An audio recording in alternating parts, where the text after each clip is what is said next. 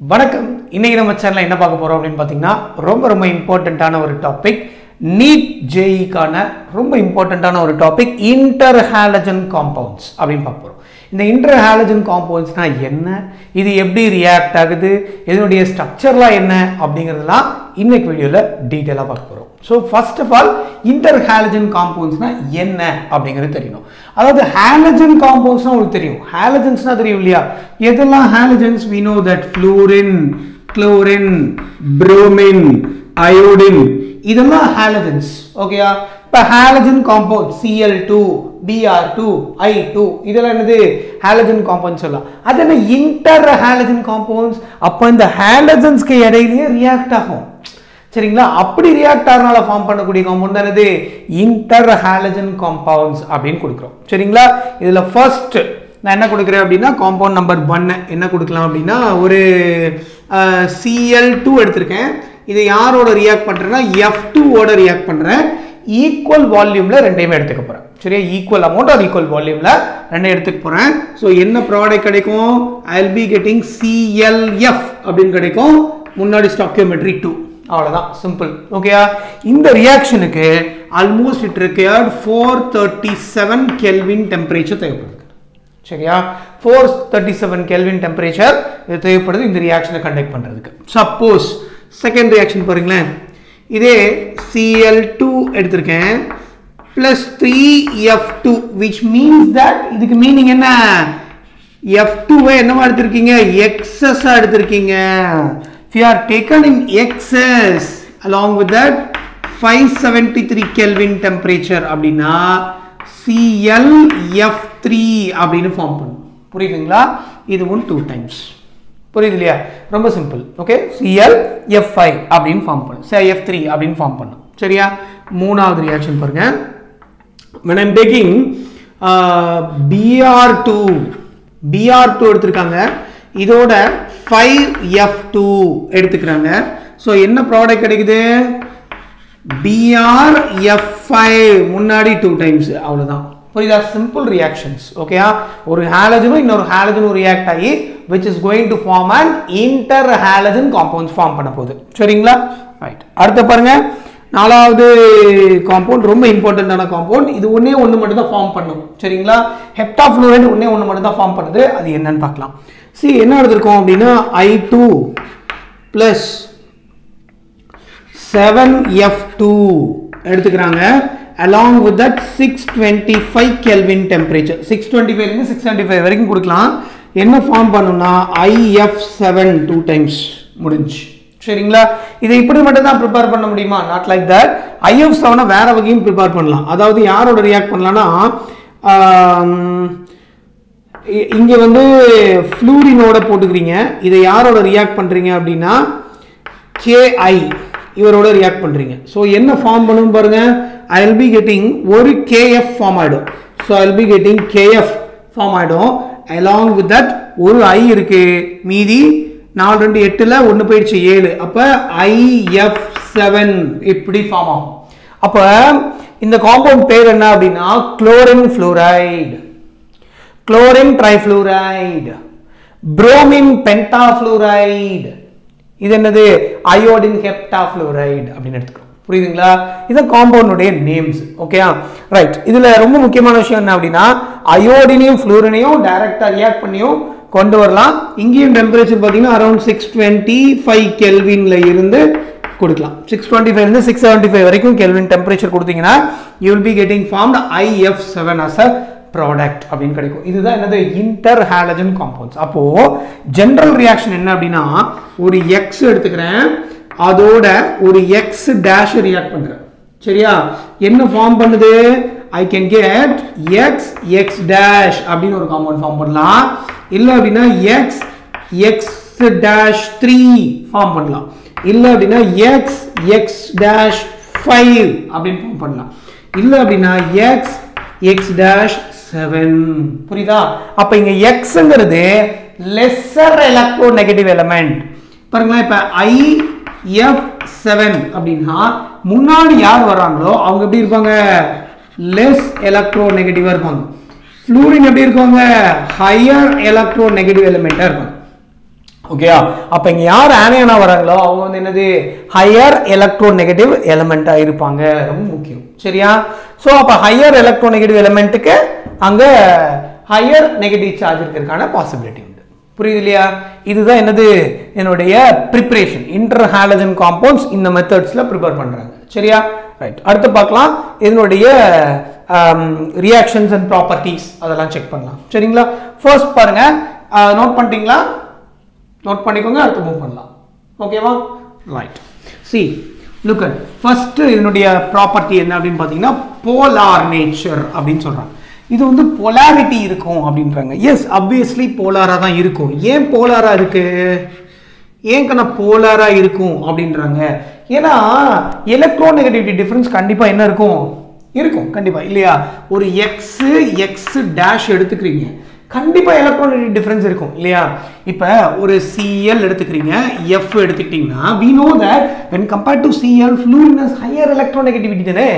அப்ப என்ன இருக்கும்? இவருக்கு நெகட்டிவ் சார்ஜ் இருக்க தானே செய்யும், ஹையர் நெகட்டிவ் சார்ஜ் இருக்க தானே செய்யும். அப்ப என்ன பண்ணுவோம்? Trying to bulls out electron தானே. அப்ப போலாரிட்டி வரும்ல. கிளியரா? அப்ப கண்டிப்பா இது எப்படி இருக்கும்?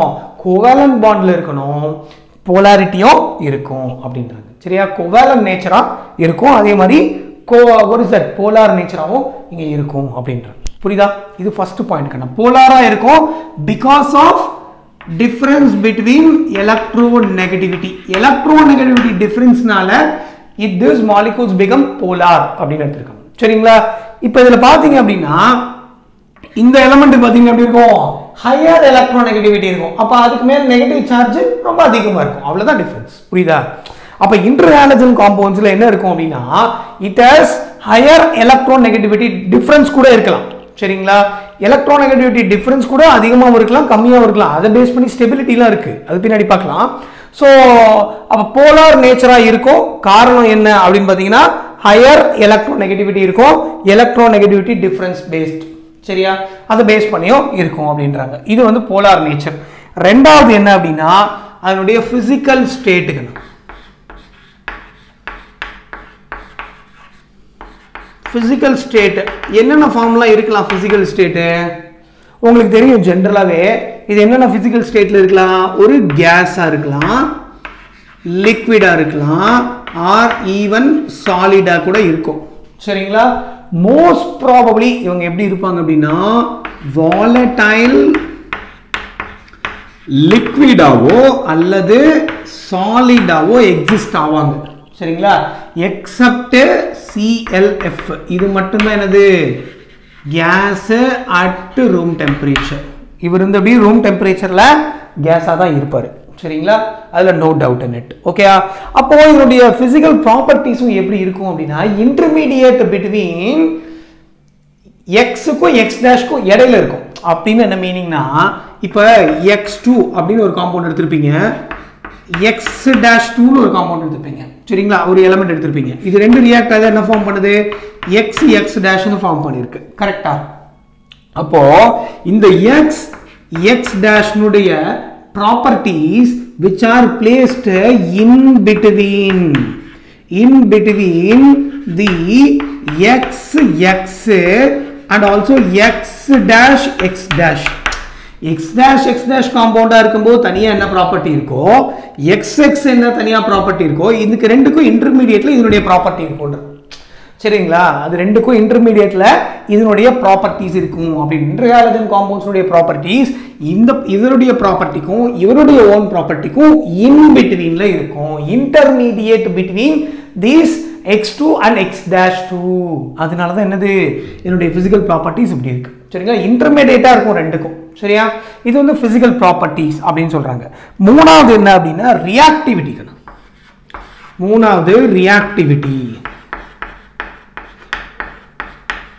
உங்களுக்கு தெரியும் ரியாக்டிவிட்டி அப்படின்னாங்க பாருங்களேன். இப்போ எக்ஸ் எக்ஸ் டேஷ் எடுத்துருக்கோம் இல்லையா? ரைட். இப்போ பார்த்தீங்கன்னா எக்ஸ் எக்ஸ் அதே மாதிரி எக்ஸ் டேஷ் எக்ஸ் டேஷ். கரெக்டா?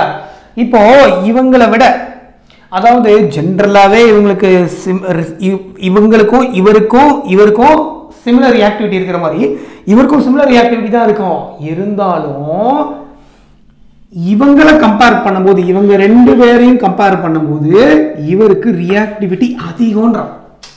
சரிங்களா? ரியாக்டிவிட்டி அதிகம் அப்படின்றாங்க. ஏன்னா நீங்க பார்த்தாலே தெரிஞ்சிடும், எக்ஸ் எக்ஸ் எலக்ட்ரோநெகட்டிவிட்டி டிஃபரன்ஸ் இல்லை. இங்கே எக்ஸ் டேஷ் எலக்ட்ரோநெகட்டிவிட்டி டிஃபரன்ஸ் பெருசா இல்லை. ஆனா இங்க எக்ஸ் எக்ஸ் டேஷ் அப்ப என்ன வந்துருச்சு? எலக்ட்ரோநெகட்டிவிட்டி டிஃபரன்ஸ் வந்துருச்சு. புரியுது இல்லையா?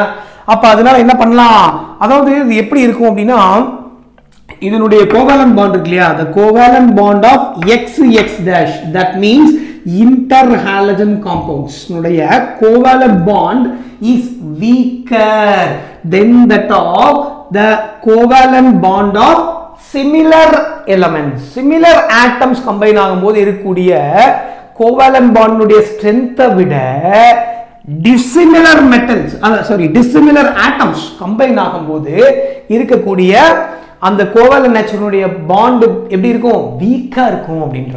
அதாவது இதனுடைய பாண்ட் வந்து வீக்கா இருக்கும், அதனால இது மோர் ரியாக்டிவ் அப்படின்ற. சரிங்களா? அப்போ இது எப்படி அப்படின்னா, பாண்ட் வந்து வீக்கா இருக்கும், பாண்ட் வீக், பாண்ட் ஸ்ட்ரென்த் வந்து வீக்கா இருக்கும். யாருக்கு? இவருக்கு வீக்கா இருக்கும். சரிங்களா? அதனால இது மோர் ரியாக்டிவா இருக்கு. அப்ப இங்க ரியாக்டிவிட்டி இவருக்கு தான் அதிகம். So, reactivity is higher for interhalogen compounds. இதை இப்படி சொல்லலாம். அதாவது எப்படின்னா, overlapping of orbitals இருக்கு இல்லைங்களா, overlapping of orbitals of dissimilar metals அந்த அளவுக்கு ப்ராப்பரா இருக்காது. சரிங்களா? overlapping of orbitals of dissimilar atoms not proper. ஓகேவா? but overlapping of orbitals of this similar metals எப்படி இருக்கும்? ஸ்ட்ராங்கா இருக்கும். சரிங்களா? ஓவர்லாப்பிங் ஸ்ட்ராங்கா இருக்கிறதுனால பாண்ட் எப்படி இருக்கு? இங்க பாண்ட் வீக்கா இருக்கிறதுனால ரியாக்டிவிட்டி ஸ்ட்ராங்கா இருக்கு. புரியுதுங்களா? இதுக்கு பாண்ட் வீக்கா இருக்கு. அதாவது இதுக்கு பாத்தீங்கன்னு வச்சுக்கோங்களேன், இப்போ இது என்ன சொல்ல வராங்கன்னா, பாண்ட் வீக்னா இதோட பாண்ட் தான் வீக். புரியுதுங்களா? இதை கம்பேர் பண்ணும்போது ரியாக்டிவிட்டி தான் அவருக்கு அதிகம். சரிங்களா? இன்னொரு முக்கியமான விஷயம் என்ன அப்படின்னு பாத்தீங்கன்னா, இப்போ ரியாக்டிவிட்டி எதை வச்சு சொல்லுவாங்க அப்படின்னா, BDE வச்சு சொல்லுவாங்க. BDE அதாவது பாண்ட் டிசோசியேஷன் என்தால்பி அப்படின்னு கேள்விப்பட்டிருப்பீங்க. அதாவது பாண்ட் டிசோசியேஷன் என்தால்பினா என்ன? அதாவது the amount of energy required to break the bond. அந்த பாண்டை பிரேக் பண்றதுக்கு தேவைப்படக்கூடிய எனர்ஜிக்கு பேர் என்னது? Bond dissociation enthalpy. அப்ப என்தால்பி தான் energy, dissociation breaking, bond break பண்ணக்கூடிய energy, that is called bond dissociation enthalpy. Bond dissociation enthalpy for x dash is lesser than that of x and also x dash. புரியுதுங்களா? அப்ப bond dissociation enthalpy இவருக்கு கம்மினா ஈஸியா break பண்ணிடலாம். புரியுதா? ஈஸியா break பண்ண முடியும். அப்ப ஈஸியா பிரேக் பண்ண முடியும்னா ரியாக்டிவிட்டி இஸ் மோர். புரியுதா? அப்ப அதனால இவங்க ஜெனரலா மெட்டல்ஸோட எப்படி ரியாக்ட் பண்ணணும்? செம ஃபாஸ்டா ரியாக்ட் ஆவாங்க. ஃபார் எக்ஸாம்பிள், ஒரு மெட்டல் எடுத்துக்கிட்டு அது யாரோட எடுத்துருக்கேன்னா x dash இன்டர்ஹாலஜன் காம்பவுண்ட்ஸோட எடுத்திருக்கேன். Suppose 2 atoms of metal. அப்ப என்ன ஃபார்ம் பண்ணும்னா, it is going to form mx and also mx dash. சிம்பிளா ஃபார்ம் பண்ணும். சரியா? ஃபார் எக்ஸாம்பிள், இப்போ இதே இடத்துல ஒரு மோர் ரியாக்டிவ் மெட்டல் லைக் சோடியம் எடுத்துக்கிறேன். இவரை வந்து யாரோட ரியாக்ட் பண்றேன்னா, ஒரு ClF ஓட ரியாக்ட் பண்றேன், ஒரு ICl ஓட ரியாக்ட் பண்றேன்னு வச்சுக்கோங்களேன். ஒரு ICl, இந்த ஐயை கம்பேர் பண்ணும்போது Cl தான் ஹைலி எலக்ட்ரானிக், அதனால அந்த பக்கம் போட்டுருக்கோம். சரியா? அப்ப என்ன ஃபார்ம் பண்ணும்னா, it is going to form NaI and also NaCl. சிம்பிளா ஃபார்ம் பண்ணிட்டோம்னா அப்ப ரியாக்டிவிட்டி பாத்தீங்கன்னா ரொம்ப அதிகமா இருக்கும் அப்படின்றாங்க when compared to x2 and x-2. சரியா? ரொம்ப ரொம்ப important. Please note it down. we'll move on to next. Note பண்ணிட்டீங்களா? அடுத்து மூவ் பண்ணலாமா? பாருங்க, நாலாவது ப்ராப்பர்ட்டி என்ன அப்படின்னு பாத்தீங்கன்னா, ஃப்ளூரினேட்டிங் ஏஜென்ட் அப்படின்றாங்க. யாரு? இந்த இன்டர்ஹாலஜன் காம்பவுண்ட்ஸ் ஜெனரலா எப்படி ஆக்ட் ஆகும்னா, ஃப்ளூரினேட்டிங் ஏஜென்ட்டா ஆக்ட் ஆகுதுன்றாங்க. சரிங்களா? So fourth property, it is a fluorinating agent. so it's a fluorinating agents அப்படின்னு கொடுக்குறாங்க. fluorinating agentனா ஜெனரலா ClF3 இருக்கு பாத்தீங்களா, இதுவும் BrF3யும் பாத்தீங்கன்னு வச்சுக்கோங்களேன், இந்த யுரேனியம் என்ரிச்மெண்ட்ல பயங்கரமா ஹெல்ப் பண்ணும். பாத்தீங்கன்னா இப்ப யுரேனியம் எடுத்திருப்பாங்க, இதை வந்து என்ன பண்ணுவாங்கன்னா ClF3 ஓட ரியாக்ட் பண்ணுவாங்க. சரியா 3 times of molecules அப்ப என்ன ஃபார்ம் பண்ணுனா I will be getting UF6 uranium hexafluoride form பண்ணும் along with that 3ClF அவ்வளவுதான் இத பேலன்ஸ்ட் ஈக்குவேஷன் சோ இந்த மாதிரி fluorinating agent இருக்கும் யுரேனியத்தை யுரேனியம் ஹெக்ஸாஃப்ளூரைடா மாத்தி கொடுக்கும் புரியுதுங்களா இந்த மாதிரி ரியாக்டிவிட்டி ஹையா இருக்கும் அப்படின்றது சரியா அதே மாதிரி அஞ்சாவது பாத்தீங்க அப்படினா hydrolysis reaction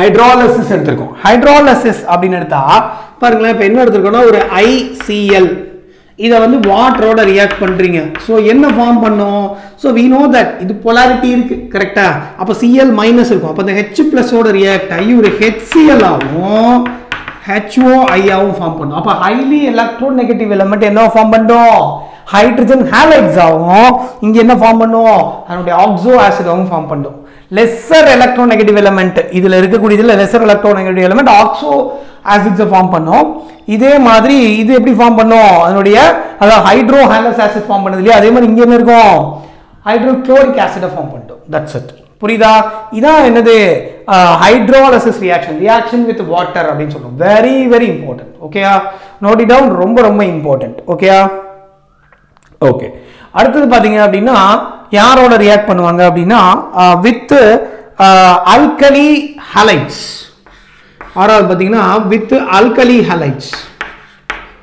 with alkali halides அப்படின்னு சொல்லலாம் சோ இவங்களோட ரியாக்ட் ஆவாங்க ஃபார் எக்ஸாம்பிள் இப்போ நீங்க யாரோட ரியாக்ட் பண்றீங்க அப்படினா இப்போ நான் என்ன பண்றேன் ஒரு KCl எடுத்துக்கிறேன் இதோட யாரை ரியாக்ட் பண்றேன்னா ஒரு ICl போடுறேன் என்ன கிடைக்கும் பாருங்க ப்ராடக்ட் ரொம்ப சிம்பிள் அப்ப ஆல்கலினால தெரியும் இது வந்து ஆனிக் காம்பவுண்டா இருக்கும் கரெக்ட்டா சோ அப்ப KCl K plus Cl minus இருக்குமா அப்ப உங்களுக்கு என்ன கிடைக்கும் பாருங்களேன் KCl with ICl என்ன ஃபார்ம் பண்ணும் K plus ஃபார்ம் பண்ணும் ICl2 minus இப்படி ஃபார்ம் பண்ணும் கேட்டையான் ஆனையானா ஃபார்ம் பண்ணி கொடுத்துரும் சரிங்களா இதே மாதிரி ஒரு KCl எடுத்துக்கிறேன் which will be reacting with ICl3 அப்படினா என்ன ஃபார்ம் பண்ணும் again K plus ரிமைனிங் என்ன இருக்கு ICl3 ஒரு Cl minus அப்ப ICl4 minus அப்படினு ஃபார்ம் பண்ணுங்க புரியுதா இது என்னது reactivity with alkali halides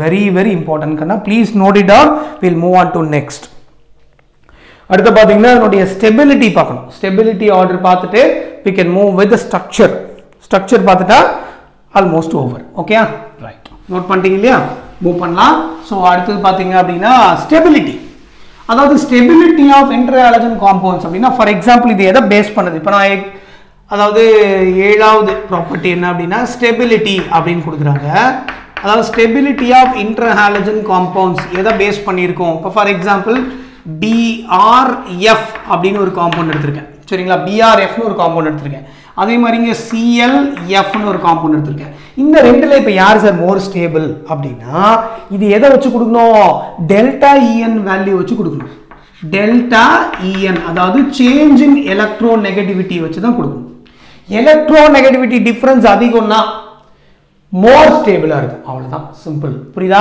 அப்ப delta En value which is directly proportional to stability அவ்வளவுதான் சிம்பிள் புரியுதா அப்ப இந்த டிஃபரன்ஸ் அதிகமா வந்துச்சுன்னா more stable-ஆ இருக்கும்னு அர்த்தம் சரியா இப்ப செக் பண்ணலாமா see we know that fluorine ஓட electronegativity chlorine and bromine and iodine எடுத்துக்கலாம் fluorine ஓட electronegativity approximately 4.0 chlorine க்கு வந்து 3.0 bromine க்கு வந்து 2.8 iodine க்கு வந்து 2.5 புரியுதா இப்போ நான் என்ன எடுத்துர்க்கேன் BRF BR க்கு வேல்யூ எவ்வளவு 2.8 F க்கு எவ்வளவு 4.0 ரெண்டுக்குள்ள டிஃபரன்ஸ் எவ்வளவு 4 minus 2.8 1.2 னு கிடைக்கும் சரியா delta En வேல்யூ எவ்வளவு கிடைக்குது it is given as 1.2 னு கிடைக்குது இதே ClF அப்படினு எடுத்தா Cl க்கு எவ்வளவு 3 இதுக்கு எவ்வளவு 4 அப்ப 4 minus 3 அப்ப 1.0 னு கிடைக்கும் புரியுதா அப்போ delta En வேல்யூ என்ன சொல்லிருக்கோம் directly proportional to stability அப்ப delta En வேல்யூ அதிகம்னா that is more stable னு அர்த்தம் புரியுதுங்களா அப்ப இதுல இந்த மாதிரி ஒரு क्वेश्चन கேட்பாங்க ஸ்டெபிலிட்டி இதுல யார் அதிகம் அப்படினு சொல்லி கேட்டாங்கன்னா you have to given that சரியா அப்ப பாருங்க எப்படி இருக்கும் பாருங்க அப்ப delta En அப்படினு எடுத்துக்கிட்டா என்ன இருக்கும் இங்க 1.2 இங்க 1. அப்ப யார் மோர் ஸ்டேபிள்? obviously இவர் தான் மோர் ஸ்டேபிள். ஏன்னா அவருக்கு தான் டெல்டா En வேல்யூ அதிகமா இருக்கு. எலக்ட்ரான் நெகட்டிவிட்டி டிஃபரன்ஸ் யாருக்கு அதிகமோ தட் இஸ் மோர் ஸ்டேபிள். அவ்வளவுதான், சிம்பிள். சரியா? இப்போ ஃபார் எக்ஸாம்பிள் நான் வேற எடுத்துக்கிறேன் அப்படின்னா இப்போ ICl எடுத்துக்கிறேன், IBr எடுத்துக்கிறேன். சரிங்களா? ICl IBr. இப்போ டிஃபரன்ஸ் பாருங்க, இதுக்கு எவ்வளவு டிஃபரன்ஸ்? I க்கும் Cl க்கும் பாத்தீங்கன்னா 3 2.5. அப்ப இதுக்கு 0.5 தான் டிஃபரன்ஸ். சரியா? Br க்கும் I க்கும் பாத்தீங்கன்னா வெறும் 0.3 தான் டிஃபரன்ஸ். அப்ப யார் மோர் ஸ்டேபிள்? obviously ICl molecule தான் more stable when compared to IBr. புரியுதுங்களா? very very important kanna, please note it down. Then we'll move on to structure of this interhalogen compounds. Interhalogen compounds உடைய structure பார்த்துடலாம். சரிங்களா? Right, note பண்ணிட்டீங்களா? Move பண்ணலாமா அடுத்தது? Super. கவனிங்க, structure. அதாவது நமக்கு interhalogen compounds என்னெல்லாம் சொன்னோம்? முக்கியமான காம்பவுண்ட்ஸ் பார்த்தீங்கன்னா எக்ஸும் ஒரு எக்ஸ் டேஷும் ரியாக்ட் ஆச்சுன்னா என்ன ஃபார்ம் போடுன்னு சொன்னோம்? X X dash, X X dash 3, then X X dash 5, X X dash 7. இப்படி காம்பவுண்ட்ஸ் எடுத்துருக்கோம். கரெக்டா? நான் எக்ஸாம்பிளுக்கு என்ன காம்பவுண்ட் எடுத்துக்கலாம்? X X 3. அதாவது எப்படி எடுத்துக்கலாம் அப்படின்னா இப்போ ClF3 அப்படின்னு மாலிகுல் எடுத்துக்கிறேன். இந்த ClF3 இந்த மாலிகுல் எடுத்துக்கிட்டா இதனுடைய ஜியோமெட்ரி ஆர் ஸ்ட்ரக்சர் எப்படி கண்டுபிடிக்கலாம்? வெரி சிம்பிள் கண்ணா. அதாவது குளோரின் ஃபர்ஸ்ட் நீங்க என்ன பண்ணணும் அப்படின்னா அதனுடைய ஹைபிரிடைசேஷன் ஃபைண்ட் அவுட் பண்ணணும். See, ஹைபிரிடைசேஷன் எப்படி ஃபைண்ட் அவுட் பண்றது உங்களுக்கு நல்லாவே தெரியும் இல்லையா? சோ ஃபர்ஸ்ட் பாண்ட் பேர் லோன் பேர் எவ்வளவு இருக்குன்னு செக் பண்ணாலே ஹைபிரிடைசேஷன் நமக்கு தெரிஞ்சிரும். கரெக்ட்டா? we know that இப்போ அதாவது பாண்ட் பேர்னுடைய வேல்யூ 2 னு வந்ததுன்னா அது என்ன ஹைபிரிடைசேஷனா இருக்கும்? sp ஆ இருக்கும். சரிங்களா? hybridization it could be sp. bond pair 3 இருந்ததுனா sp2, 4 இருந்ததுனா sp3, okay, 5 இருந்ததுனா sp3d, 6 இருந்ததுனா sp3d2, 7 இருந்ததுனா sp3d3. இப்படி இருக்கும். சரிங்களா? இத பேஸ் பண்ணி தான் மாலிகுலுடைய ஜியோமெட்ரி சொல்லுவோம். அப்ப ஹைபிரிடைசேஷன் கண்டுபிடிச்சிட்டா நம்ம ஈஸியா என்ன பண்ணிடலாம்? மாலிகுலுடைய ஸ்ட்ரக்சர் சொல்லிடலாம். சரியா? ரைட். பாருங்க இப்ப ClF3 எடுத்துக்கோமா? ClF3 அப்ப குளோரின் வந்து ஃபர்ஸ்ட் சென்ட்ரல் ஆட்டம். சரியா? ரைட். குளோரினோட வேலன்ஸ் எலக்ட்ரான் எவ்வளவு? ஹாலஜன்ஸ்னே வேலன்ஸ் எலக்ட்ரான் எவ்வளவு? 7 தானே? கரெக்ட். அப்ப என்ன பண்ணிடலாம்? 1 2 3 4. சரியா? மீதி இருக்கிற 3 எலக்ட்ரானுக்கு தான், அதாவது மொத்தம் 7 எலக்ட்ரான் இருக்கணும். 1 2 3 இருக்கணும். இதுல மீதி 3 எலக்ட்ரானுக்கு என்ன இருக்கு? 3 பாண்ட் பேர் இருக்குன்னு அர்த்தம். 3 ஃப்ளோரின் இருக்கு. அப்போ பாண்ட் பேர் வந்து 3 இருக்கு, லோன் பேர் வந்து 2 இருக்கு. அப்ப டோட்டல் என்ன வருது? 5 னு கிடைக்குது. சரிங்களா? அப்ப டோட்டல் 5 னு கிடைச்சா என்ன ஹைபிரிடைசேஷன்? sp3d ஹைபிரிடைசேஷனா இருக்கும். சரிங்களா? அப்ப பாண்ட் பேர் மட்டும் இருந்ததுன்னா இந்த ஸ்ட்ரக்சர் அப்படியே கிடைக்கும். ஓகேவா? இந்த ஜியோமெட்ரி, இந்த ஹைபிரிடைசேஷன் அப்படியே கிடைச்சா அதனுடைய ஜியோமெட்ரி என்னவோ அப்படியே கிடைக்கும். சரிங்களா? ஜியோமெட்ரி என்ன நான் சொல்றேன். சரியா? ரைட். அப்ப sp ஆ இருக்குன்னு வெச்சுக்கோங்களேன், இதோட ஜியோமெட்ரி என்ன கண்ணா இருக்கும்? It is linear. லீனியர் ஜியோமெட்ரியா இருக்கும். sp2 அப்படினா trigonal R planar molecule. Trigonal பிளானாரா இருக்கும். sp3 னா டெட்ராஹெட்ரல் அப்படினு சொல்லுவோம். sp3d அப்படினா என்ன வரும்? மொத்தம் ஒரு s 3 p, அப்ப மொத்தம் 5 வருதா? அப்ப ட்ரைகோனல் பைபிரமிடல். இதான் ஜியோமெட்ரி. சரிங்களா? sp3d2 னா ஆக்டாஹெட்ரல் இஸ் தி ஜியோமெட்ரி. சரியா? sp3d3 அப்படினா what is that? பென்டாகோனல் பைபிரமிடல். ஓகேயா? இது ட்ரைகோனல்னா ட்ரைனா 3, பைனா 2, அதனால 5. சரியா? பென்டாகோனல்னா பென்டானா 5, பைனா 2, டோட்டல் 5 + 2 7. அவ்வளவுதான். சரியா? சிம்பிளா அப்படி ஞாபகம் வச்சுக்கலாம். அப்ப பாண்ட் பேர் லோன் பேர் அடிஷன் வந்துச்சாலே என்ன பண்ணோம்? According to VSEPR theory, valence shell electron pair repulsion theory படிச்சிருப்பீங்க, 11th லயே படிச்சிருப்பீங்க. அதை இங்க அப்ளை பண்ணணும். சரியா? அப்ப லோன் பேர்ஸ் இருந்துச்சுன்னா அந்த ஸ்ட்ரக்சர்ல என்ன பண்ணிக்கணும்? அதை எலிமினேட் பண்ணிட்டு மீதி இருக்கிற ஜியோமெட்ரி தான் செக் பண்ணணும். பாருங்க, அப்ப sp3d அப்படினா என்ன ஜியோமெட்ரி வருது? Trigonal bipyramidal. ட்ரைகோனல் பைபிரமிடல்னா இவர்ல அப்ப Cl சென்ட்ரல் ஆட்டமா போட்டேன். சரியா? Cl என்ன பண்ணிட்டேன்? சென்ட்ரல் ஆட்டமா போட்டேன். 1 2 3. சரியா? 4 5. இது வந்து ஒரு ட்ரைகோனல் பைபிரமிடல். சரிங்களா? இப்போ இங்க என்ன பண்ணிட்டோம் அப்படின்னா 3 பாண்ட் பேர் நான் இங்க போட்டுறேன். அப்ப மீதி இருக்கக்கூடிய லோன் பேர் எங்க கொடுக்குறேன்? இங்க கொடுத்துறேன். அப்ப இது ஒரு லோன் பேர், இது ஒரு லோன் பேர். சரியா? அப்ப இங்க ஒரு F, இங்க ஒரு F, இங்க ஒரு F. ஓகேயா? அப்ப 3 F இருக்கு. இந்த மாலிகுலுடைய ஷேப் என்ன கண்ணா இருக்கு? ஆக்சுவலா எனக்கு கிடைக்க வேண்டிய ஜியோமெட்ரி என்ன கிடைக்கணும்? ட்ரைகோனல் பைபிரமிடல் கிடைக்கணும். அந்த ஜியோமெட்ரி தான் எழுதி இருக்கும். ஆனா அதுல இந்த லோன் பேர் இருக்கிறதுனால நீங்க மீதி இருக்கக்கூடிய ஜியோமெட்ரி தான் எடுக்கணும். What is that? இது எப்படிப்பட்ட மாலிகுல்? அப்படியே திருப்பி பாருங்க.